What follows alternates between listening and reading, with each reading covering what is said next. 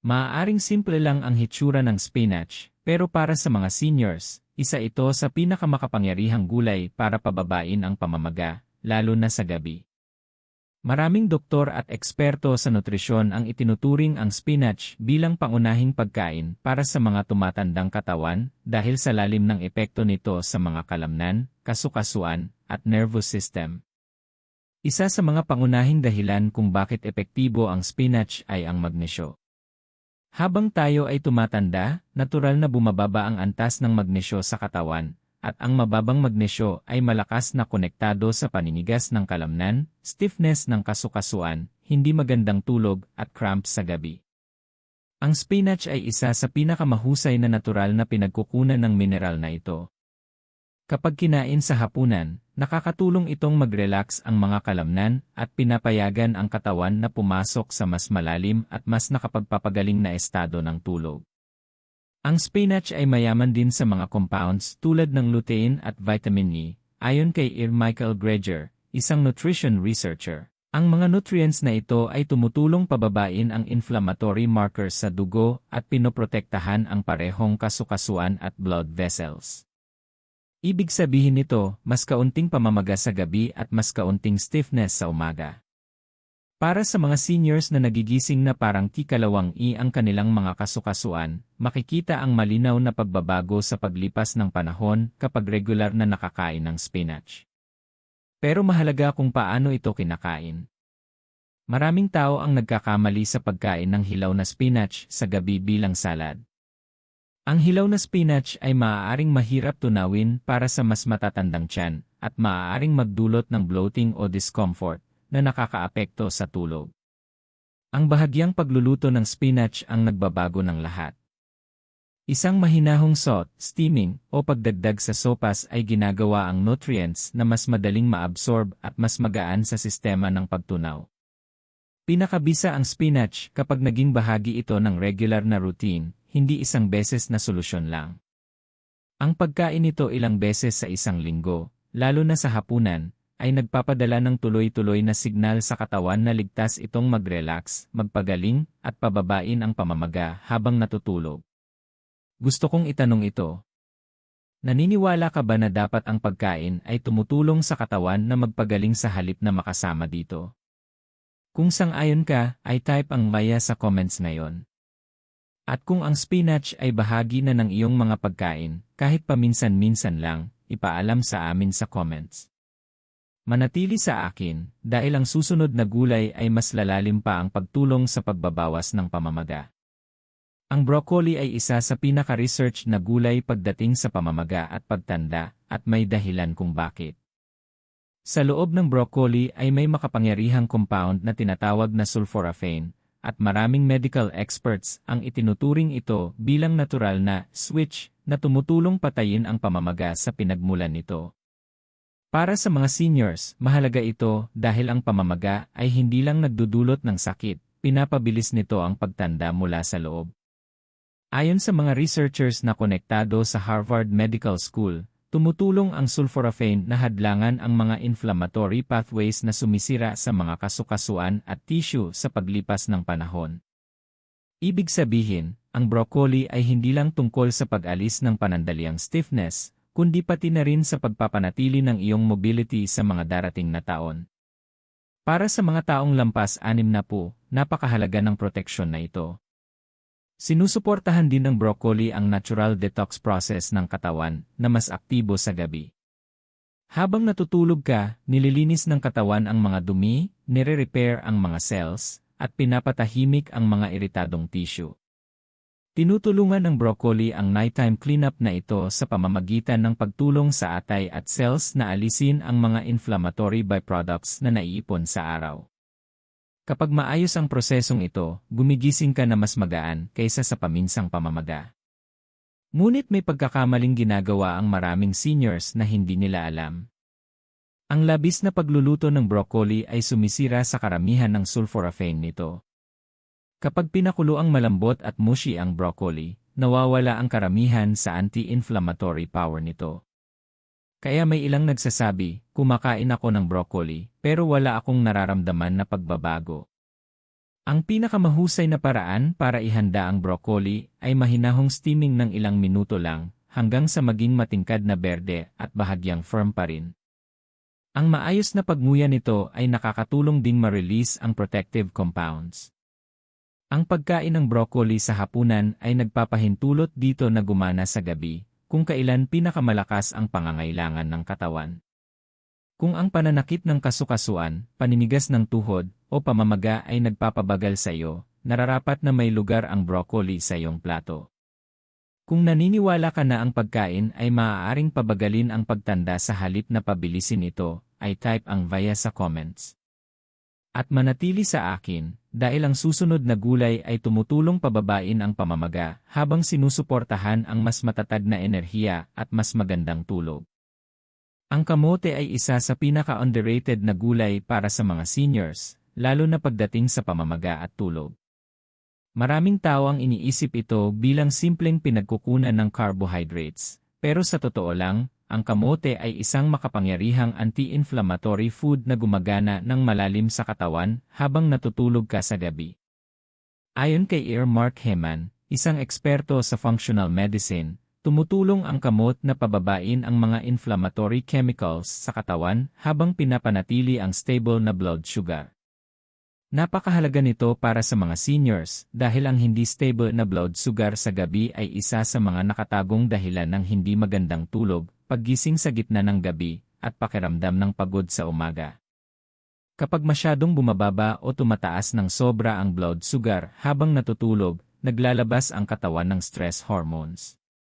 Pinapataas ng mga hormones na ito ang pamamaga at pinipigilan ang malalim at nakapagpapagaling na tulog. Tinutulungan ng kamote na maiwasan ito sa pamamagitan ng unti-unting pagpapalabas ng enerhiya, kaya nananatiling kalmado ang katawan at nakatuon sa pagpapagaling imbes na stress. Ang kamote ay mayaman din sa antioxidants tulad ng beta-carotene, na tumutulong protektahan ang mga cells laban sa pinsalang dulot ng chronic inflammation. Sa paglipas ng panahon, ang proteksyong ito ay sumusuporta sa mas malusog na nerves, mas maayos na sirkulasyon, at mas kaunting pangkalahatang sakit. Para sa mga seniors na nakakaranas ng nerve discomfort, pananakit ng binti, o pangkalahatang panghihina ng katawan, maaaring maging malaking tulong ito. Mahalaga ang tamang paghahanda. Pinakabisa ang kamote kapag hiniwa at inihurno, pinakuluan, o pinasingawan ng walang dagdag na asukal. Ang pagdagdag ng syrup, marshmallows, o refined sugar ay tuluyang sinisira ang anti-inflammatory benefits at nagiging stress food. Isang maliit na bahagi sa hapunan, marahil may konting olive oil, ay sapat na para suportahan ang katawan sa buong gabi. Gusto kong itanong ito. Nagigising ka ba sa gitna ng gabi at nahihirapan muling makatulog? Kung pamilyar ito sa iyo, ay type ang maya sa comments. At kung nag-enjoy ka na sa kamote, ipaalam sa amin kung paano mo ito inihahanda. Manatili sa akin, dahil ipapaliwanag sa susunod na bahagi kung bakit mahalaga ang kung ano ang kinakain mo sa gabi, kapantay ng kung ano ang kinakain mo sa araw. Maraming tao ang nakatuon lamang sa kung ano ang kinakain at ganap na nakakalimutang isaalang-alang kailan ito kinakain. Pero para sa mga seniors, maaaring maging malaking pagkakaiba ang timing sa pagitan ng pagpapagaling at paglala ng sakit. Habang tumatanda ang katawan, nagiging mas sensitibo ito sa late meals, mabibigat na pagkain, at mga sangkap na nagdudulot ng pamamaga na kinakain malapit sa oras ng pagtulog. Direktang naapektuhan ng kinakain mo sa gabi kung paano kumikilos ang katawan mo habang natutulog. Sa gabi, dapat pumasok ang katawan sa repair mode. Dito nagre-recover ang mga kasukasuan mula sa araw-araw na gamit, nagre-relax ang mga kalamnan, at nagsisimulang ayusin ng mga cells ang pinsalang dulot ng pamamaga. Ang mga hormones na sumusuporta sa pagpapagaling ay nailalabas sa malalim na tulog, pero kapag abala ang katawan sa pagtunaw o sa stress ng blood sugar, hindi ito nangyayari. Kapag maling pagkain ang kinakain sa gabi, abala ang katawan sa pakikipaglaban sa pamamaga imbes na magpagaling. Ang mabigat, mamantika, o matamis na pagkain sa gabi ay nagtitrigger ng inflammatory responses na tumatagal ng ilang oras. Para sa mga seniors, madalas itong nagreresulta sa paggising na stiff, namamaga, o labis na pagod. Hindi nakakakuha ang katawan ng pagkakataon na makapagpahinga ng buo. Sa paglipas ng panahon, nagdudulot ito ng chronic pain, mabagal na kilos, at hindi magandang kalidad ng tulog. Sa kabilang banda, ang tamang pagkain sa hapunan ay nagpapadala ng ibang mensahe sa katawan. Nagpapahiwatig ito ng kaligtasan, balanse, at pagpapagaling. Tinutulungan ng anti-inflammatory vegetables ang pagbaba ng stress hormones, sinusuportahan ang digestion, at pinapayagan ang nervous system na mag-relax. Kaya ang mga seniors na kumakain ng mas magaan at malinis na hapunan ay madalas nag-uulat ng mas magandang tulog at mas kaunting stiffness sa umaga. Isipin ang sarili mong karanasan.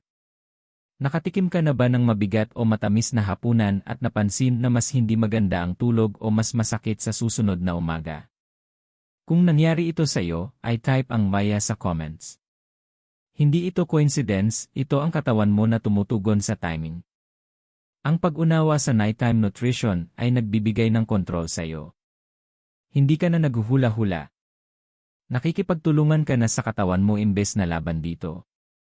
At ngayon na naiintindihan mo kung bakit mahalaga ang timing, magpatuloy tayo sa gulay na nagpapabuti ng sirkulasyon at tumutulong sa katawan na maihatid ang oxygen at nutrients habang natutulog. Ang beets ay isa sa pinakamakapangyarihang gulay para sa pagpapabuti ng sirkulasyon. At ang sirkulasyon ay may malaking papel sa pamamaga, pananakit, at kalusugan ng utak habang tayo ay tumatanda. Kapag mahina ang daloy ng dugo, mas mahirap maihatid ang oxygen at nutrients sa mga kasukasuan, kalamnan, at utak. Ito ay nagdudulot ng paninigas, mabagal na pagpapagaling, at pakiramdam ng bigat at ulap sa utak na nararanasan ng maraming seniors, lalo na sa umaga. Ang beets ay mayaman sa natural na nitrates, na kino-convert ng katawan sa nitric oxide. Ayon kay R. David Sinclair, isang researcher sa pagtanda at longevity, tumutulong ang nitric oxide na mag-relax at palawakin ang mga blood vessels. Pinapabuti nito ang daloy ng dugo sa buong katawan, na nagpapabilis sa pagtanggal ng inflammatory waste habang natutulog ka. Mas magandang sirkulasyon ang ibig sabihin ng mas kaunting pressure sa mga kasukasuan at mas maayos na paghahatid ng oxygen sa pagod na tissue. Para sa mga seniors, mahalaga ito lalo na sa gabi. Habang natutulog ka, umaasa ang utak at katawan sa tuloy-tuloy na daloy ng dugo para ayusin ang mga cells at panatilihin ang cognitive function. Sinusuportahan ng beets ang prosesong ito sa pamamagitan ng pagpapagalaw ng dugo ng mas maayos, na maaaring magdulot ng mas malinaw na pag-isip at mas kaunting paninigas sa paggising. Kilalang tulong din ang beets sa pag-regulate ng blood pressure, na malapit na konektado sa pamamaga sa mga blood vessels. Ang mas mababang pressure ay nangangahulugang mas kaunting stress sa arteries at mas kalmadong cardiovascular system sa gabi. Nagbibigay ito ng mas magandang kapaligiran para sa pagpapagaling at pahinga. Ngunit mahalaga ang portion size. Malakas ang epekto ng beets, kaya maliit na serving lang ay sapat na.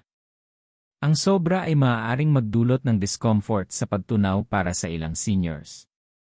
Ang pinakamahusay na paraan upang kainin ang beets ay pinakuluan o inihurno at kinakain sa hapunan nang walang mabibigat na sauces o dagdag na asukal. Kung nakaranas ka na ng pagkahilo, ulap sa isip, o hindi pangkaraniwang paninigas sa umaga, maaaring bahagi ng problema ang sirkulasyon.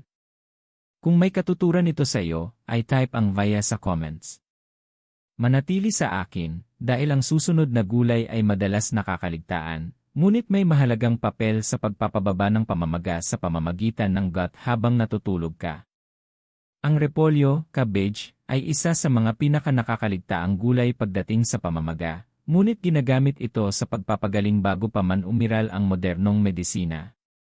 Para sa mga seniors, may natatanging papel ang repolyo dahil gumagana ito sa bituka, gut, at ang bituka ay isa sa pangunahing control centers ng pamamaga sa katawan. Kapag iritado o inflamed ang bituka, nararamdaman ito ng buong katawan sa mga kasukasuan, kalamnan, at maging sa isip. Ang repolyo ay may natural compounds na tinatawag na glucosinolates na tumutulong sa katawan na in-neutralize ang mga inflammatory toxins at suportahan ang cellular repair. Ipinakita ng mga medical researchers mula sa mga institusyon, tulad ng Johns Hopkins na ang mga compounds na ito ay nakakatulong bawasan ang chronic inflammation at suportahan ang immune balance. Para sa mga seniors, ibig sabihin nito ay mas kaunting internal stress at mas magandang kapaligiran para sa pagpapagaling habang natutulog.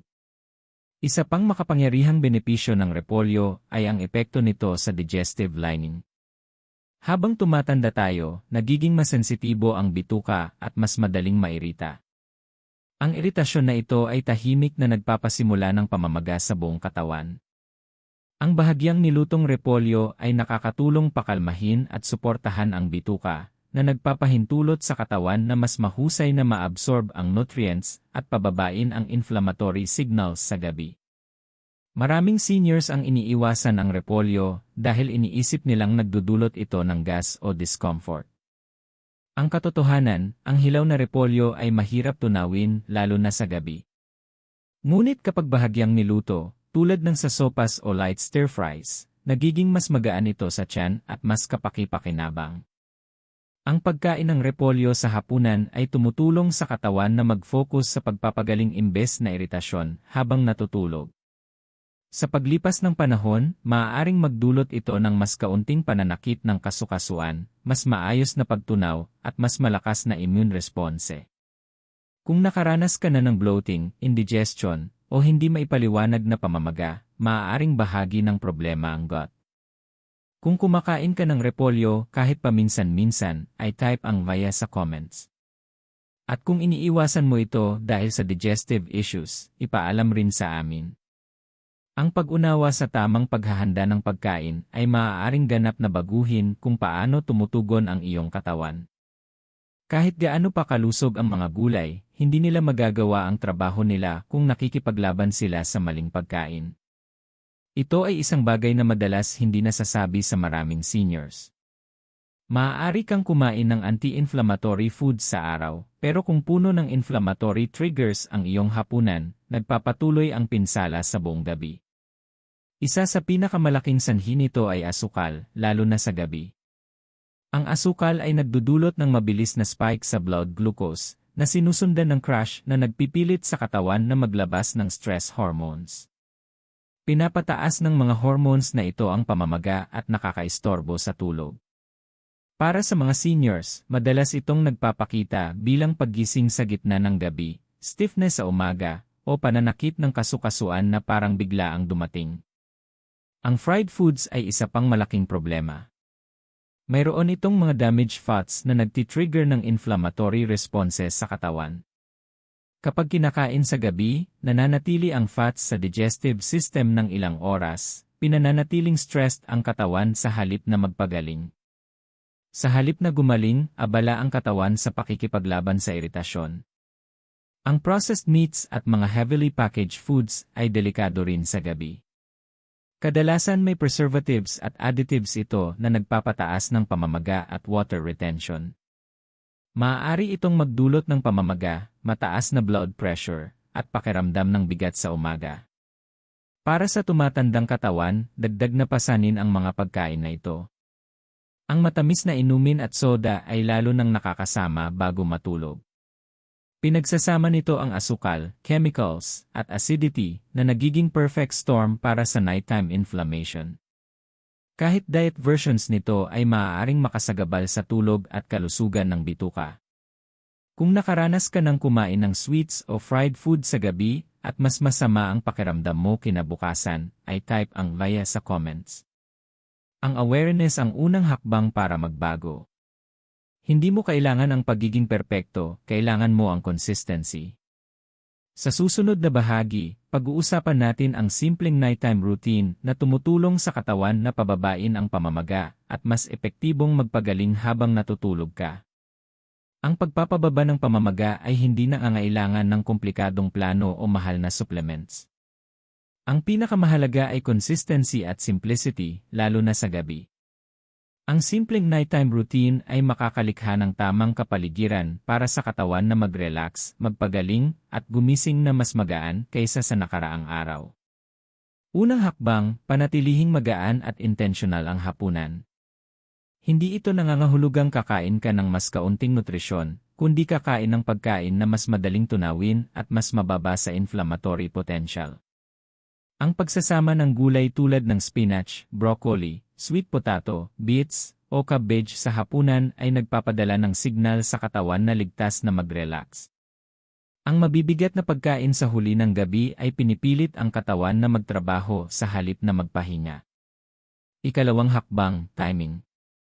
Tapusin ang huling pagkain mga 2 hanggang 3 oras bago matulog upang magkaroon ng oras ang digestive system na mag-settle. Para sa mga seniors, ang maliit na pagbabago lamang na ito ay maaaring magpababa ng discomfort sa gabi, acid reflux, at stiffness sa umaga. Kapag kalmado ang pagtunaw, makakapunta ng buo ang katawan sa repair mode. Hydration, mahalaga rin ito. Ang pag-inom ng maliit na halaga ng maligambam na tubig sa gabi ay nakakatulong sa digestion at sirkulasyon nang hindi overstimulating ang katawan. Iwasan ang sugary drinks, alcohol, o labis na caffeine sa huli ng araw dahil pinapataas nito ang pamamaga at nakakasagabal sa tulog. Ikatlong hakbang, bawasan ang stimulation. Ang maliwanag na screens, maingay na balita, o nakaka-stress na pag-uusap bago matulog ay pinananatiling alert ang nervous system. Mas mahusay magpagaling ang kalmadong katawan. Ang malambot na ilaw, tahimik na oras, o banayad na stretching ay nakakatulong mag-relax ang kalamnan at sumusuporta sa mas malalim na tulog. Ang routine na ito ay hindi tungkol sa pagiging perpekto. Ito ay tungkol sa paglikha ng mga habits na kaakma sa katawan mo sa halip na laban dito. Kahit maliit na pagbabago, kapag ginagawa araw-araw, ay maaaring magpababa ng pamamaga sa paglipas ng panahon. Kung handa kang subukan ang mas malusog na nighttime routine, ay type ang I will verify sa comments. Ang katawan mo ay tumutugon sa ginagawa mo ng paulit-ulit, hindi paminsan-minsan. Sa susunod na bahagi, ipapaliwanag ko kung bakit umiiral ang channel na ito, at kung bakit napakahalaga ng impormasyon na ito para sa mga seniors tulad mo. Umiiral ang channel na ito para sa isang simpleng dahilan, karapat-dapat ang mga seniors na magkaroon ng malinaw, tapat, at praktikal na impormasyon sa kalusugan na tunay na nakakatulong sa kanilang pang-araw-araw na buhay. Masyadong madalas, sinasabi sa mga taong lampas 60 na ang pananakit, paninigas, hindi magandang tulog, at mababang enerhiya ay bahagi na ng pagtanda. Ang mensaheng iyon ay kumukuha ng pag-asa, at mas masama pa, kinukuha nito ang motibasyon na alagaan ang katawan. Itinatag ang gintong sustansya para hamunin ang ideyang iyon. Ang pagtanda ay hindi nangangahulugang sumuko. Hindi ito nangangahulugang mabuhay sa patuloy na discomfort. Nangangahulugan ito na kailangan ng katawan ng ibang suporta, mas mahusay na timing, at mas matatalinong pagpipilian. Ang pagkain, kapag naunawaan ng tama, ay maaaring maging isa sa pinakamakapangyarihang kasangkapan para sa pagpapagaling at pagpapanatili ng independensya.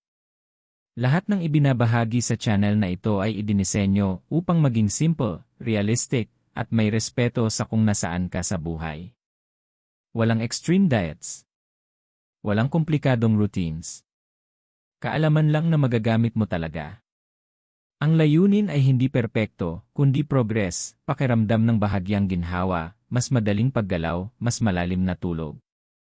Mahalaga ang komunidad na ito. Kapag nag-subscribe, nag-like, o nag-comment ka, hindi ka lang sumusuporta sa isang channel. Tinutulungan mo ring maabot ang impormasyon na ito sa ibang seniors na maaaring tahimik na nahihirapan, iniisip na wala silang pagpipilian. Ang maliit mong aksyon ay maaaring makatulong sa iba na mapagtanto na hindi sila nag-iisa at posible ang pagbabago. Kung ang channel na ito ay nagbigay sa iyo kahit isang kapaki-pakinabang na ideya, maglaan ng sandali para mag-subscribe sa Gintong Sustansya at itap ang thumbs up. Ipinapakita nito sa system na mahalaga ang ganitong klase ng content. At kung naniniwala ka na karapat-dapat ang mga seniors sa mas mahusay na edukasyon sa kalusugan, ay type ang via sa comments. Sa huling bahagi, iwan namin sa iyo ang mensahe na direktang sumasalamin sa iyong hinaharap at sa mga pagpipilian na ginagawa mo araw-araw. Pinapakinggan ka ng iyong katawan buong buhay mo. Bawat pagkain, bawat habit, bawat pagpipilian ay nagpadala ng mensahe rito. At ngayon, higit kailanman, mahalaga ang mga mensaheng iyon. Ang pananakit na nararamdaman mo, ang paninigas sa umaga, ang kalidad ng iyong tulog, hindi ito parusa sa pagtanda. Ito ay tugon sa kung paano inaalagaan at sinuportahan ang katawan mo. Ang natutunan mo sa video na ito ay hindi tungkol sa pagtugis ng kabataan. Ito ay tungkol sa pagprotekta sa dignidad, independensya, at ginhawa habang ikaw ay tumatanda. Karapat-dapat kang gumising ng walang takot sa pananakit. Karapat-dapat kang makaranas ng gabing may malalim na pahinga. Karapat-dapat kang kumilos ng malaya, nang hindi pakiramdam na nakulong sa sariling katawan. Ang pagkain ay hindi mahika, pero ito ay makapangyarihan. Kapag pinili ng matalino, nagiging anyo ito ng pangangalaga. Kapag kinakain ng may intensyon, lalo na sa gabi, pinapayagan nito ang katawan mong gawin ang para sa kanya, magpagaling, mag-repair, at mag-renew ng sarili. Ang maliliit na pagbabago, kapag ginagawa araw-araw, ay unti-unting binabago kung paano nararamdaman ng katawan mo. Huwag mong maliitin ang sarili mo. Hindi kailanman huli para suportahan ang iyong kalusugan. Bawat malusog na hapunan ay boto para sa mas magandang umaga. Bawat maalam na pagpili ay hakbang palayo sa pagdurusa at patungo sa lakas. Kung ang mensaheng ito ay umabot sa iyo at tumagos sa iyong puso, ipaalam sa amin. Ay type ang "Thank me" sa comments upang malaman naming narito ka. At tandaan na manatiling konektado sa gintong sustansya sa pamamagitan ng pag-subscribe at pag-like sa video na ito. Ang paglalakbay na ito ay hindi dapat tahakin mag-isa. Alagaan mo ang katawan mo ngayong gabi. Nakasalalay dito ang iyong hinaharap. Bago natin tapusin ang video, gusto kong huminto ka sandali at makinig ng tunay. Hindi sa akin, kundi sa katawan mo. Dalangin ng katawan mo ang nagdala sa iyo sa loob ng maraming dekada. Sa trabaho, stress, sakripisyo, gabing walang tulog, at mga responsibilidad. Hindi ito tumigil sa pagdaloy para sa iyo, kahit pagod, inflamed, o may sakit. Ngayon, humihingi ito ng pangangalaga, hindi palusot. Ang pagtanda ay hindi nangangahulugang ang pinakamagagandang araw mo ay nakalipas na. Nangangahulugan ito na mas malinaw na tumutugon ang katawan sa kung ano ang ibinibigay mo rito. Bawat gabi, kapag humihiga ka, ang katawan mo ay pumasok sa tahimik na pag-uusap sa sarili nito. Pinipili nito kung magpapagaling o mahihirapan. Malaki ang impluwensya ng desisyong ito sa kung ano ang kinain mo, paano mo inalagaan ang sarili mo, at kung binigyan mo ba ang katawan ng pagkakataong magpahinga. Ang mga gulay na pinag-usapan natin sa video na ito ay hindi milagro. Ito ay mga signal. Signal na nagsasabi sa katawan na ligtas itong pababain ang pamamaga, ayusin ang mga kasukasuan, pagandahin ang sirkulasyon, at ibalik ang lakas habang natutulog. Kapag ginawa mo ang mga pagpiling ito ng tuloy-tuloy, hindi lang pananakit ang nababawasan, pinoprotektahan mo rin ang independensya, kalinawan ng isip, at kalidad ng buhay mo. Maraming seniors ang pinaniwalaan na ang pananakit ay dapat tanggapin. Na normal ang paninigas. Na hindi maiiwasan ang hindi magandang tulog. Ang paniniwalang iyon ay nagnanakaw ng pag-asa. At kapag wala ang pag-asa, humihinto ang tao sa pagsubok. Pero narito ka pa rin. Patuloy ka pa ring natututo. Iyon mismo ay nagsasabi na hindi ka pa sumuko at hindi ka dapat sumuko. Hindi mo kailangang baguhin ang lahat ng sabay-sabay. Isang mas magandang hapunan. Isang maalam na pagpili. Isang gabi kung saan nakukuha ng katawan mo ang tunay na kailangan nito. Ang mga sandaling iyon ay nagtatambak. At sa paglipas ng panahon, hinuhubog nito kung paano ka gagising, paano ka gagalaw, at paano ka mabubuhay. Kung ang video na ito ay tumagos sa iyo, kung pinaramdam sa iyo na nakikita o naiintindihan ka, ipaalam sa amin. Ay type ang "Thank Bailey" sa comments. Mahalaga ang boses mo dito. At kung gusto mong patuloy na matuto kung paano suportahan ang katawan mo ng natural habang tumatanda, manatiling konektado sa amin. Mag-subscribe sa Gintong Sustansya at i-like ang video na ito. Hindi ka nag-iisa sa paglalakbay na ito. Alagaan mo ang sarili mo ngayong gabi. Ang paraan ng pagtulog mo, pagkain mo, at pagpili mo ngayon ay huhubog sa pakiramdam mo bukas. At karapat-dapat kang magkaroon ng bukas na mas kaunting sakit, mas maraming lakas, at mas maraming kapayapaan. Sa video na ito, matututuhan mo ang isang bagay na maaaring tahimik na baguhin kung paano pakiramdam ng iyong katawan tuwing umaga mula ngayon. Pinag-uusapan natin ang pamamaga, yung uri na palihim na sumasagi sa iyong mga kasukasuan, likod, tuhod, daliri, at pati na rin sa iyong utak habang ikaw ay tumatanda. Kung ikaw ay lampas na sa 60, ang mensaheng ito ay hindi basta-basta. Ginawa ang video na ito para sa iyo, para sa iyong katawan, at para sa kung ano ang nararamdaman mo ngayon.